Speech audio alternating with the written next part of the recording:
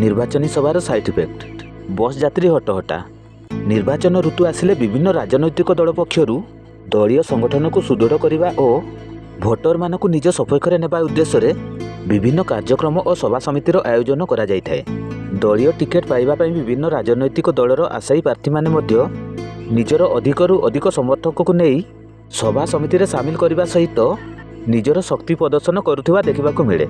तेणु कौन राजनैतिक दलर कार्यक्रम हेले निजर समर्थकों को सभास्थल को नेबा निमंते 4 चकिया यान समेत यात्रीवाही बस को नियोजित करा जायथाय।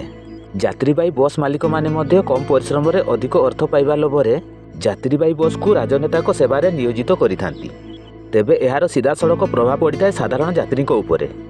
विभिन्न राजनैतिक और दलीय कार्यक्रम रे यात्रीवाही बस गुड़िक नियोजित होउथिबा बेले एहार सीधासड़क प्रभाव पड़िଥାଏ साधारण यात्री उपरे। तेबे एहा द्वारा अघोषित भावे यात्री बस सेवा बंद रहुथिबा बेले कौनसी जरूरी काम रे बाहरी थिबा साधारण लोक बस न पाई हटहटा होउथिबा देखिबाकू मिले।